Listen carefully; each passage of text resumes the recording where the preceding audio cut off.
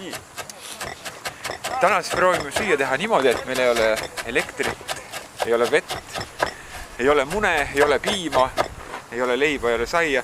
Meil on kuivained, meil on konservid ja proovime nendest teha midagi ägedat, põnevat ja tervislikku. Kõige huvitavam, see ei ole üldse kallis. See tuleb põnev. Marek juba hakib ennast näppu küljest ära. Võtan õli. Nii, esimeseks teeme sillikonkarne. Paneme vaikselt juba panni tulele.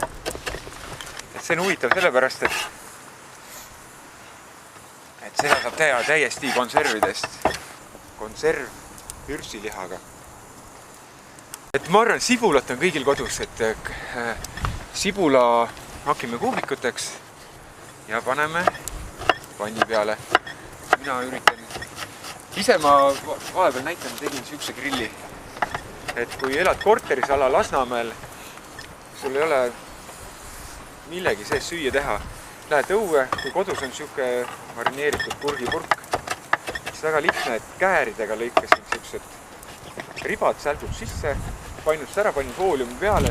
Sütt võiks kõigil keldris olla, pole mingit probleemi varuda.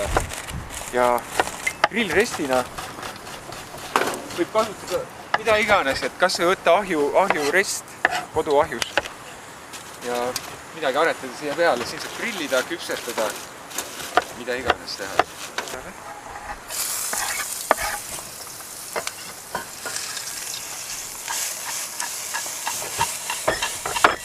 Nüüd paneme küüslauku.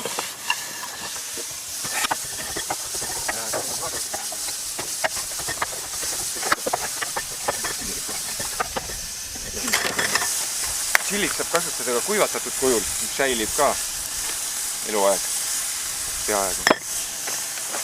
Et kui ei ole voolu vett, siis võib tšillit õhtul väga vaja minna. Marek võib sellest pikemalt rääkida. Sibul on pruun, siis paneme seal ja konservi, et see annab ise rasva meile, et ei ole vaja õli juurde panna. Pruunistame, laseme õrnalt üle, ei peagi mingi hullult pruuniks seda praadima. Nii, laseme panni pealt üle.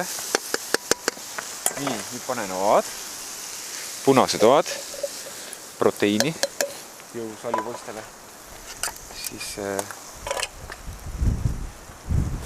ühe konservi panen veelube. Ja siis tomatipasta. Purustatud tomatis ja tomatipastas on rohkem vitamiine kui tavalises tomatis, mida praegu poeletilt osta saab, sest need on pärit Itaaliast. Ja kuumutades tomatist tulevad sellised kasulikud ained, mis on tervisele väga kasulikud. Suhkur, natukene. Siis on meil sool, tavaline sool. Kuivatatud tšillielbed ja basiilika. Täiesti piisab, et teha hea toit. Nüüd ma panen ta vaikselt podisema siia. Ja järgmisena ma teen siis india leiba. Miks india leiba, sest see on hästi lihtne teha. Et meil on siin tavalist retsepti järgi läheb kuskil 250 grammi, mina panen silma järgi praegu, täistera nisujahus veel ja siis paneme sama palju panen nisujahu. Ja mis kõige huvitavam selle asja juures on, et seda ei pea ahju panema. Selle me teeme panni peal. Nii, jahud on pandud, siis ma panen lusikatäie oliivõli. Nii. Siis hakkan vett panema. Marek, tule kallama vett. Vaikselt. Ja kui kaalu ei ole, see läheb kuskil 200 millilitrit, 250 millilitrit vett, aga kui ei ole kaalus, teeme niimoodi, et kogu aeg vaikselt lisades vett, segades. Nagu arvat on, mul ei taigna rull maha. Siis teeme vägevamalt.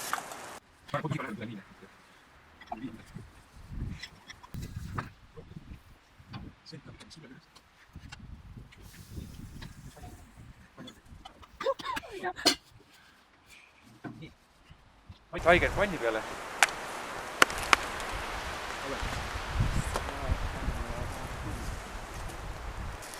Neid samu asju taldriku peale, et võtame valge taldriku. Võtame konkarnet, paneme kaussi. Et jääbki siuke supisem. Väiksed viilud. Natuke kevadet ka. Kui kodus on näiteks kapisel balsamikot, teeb ka siuke huvitava maitse. Picasso.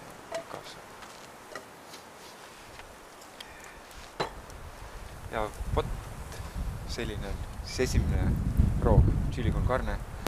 Ma arvan, et isegi paljud toidukohad ei paku nii ilusat con carnet, kui me hetkel siin metsas tegime.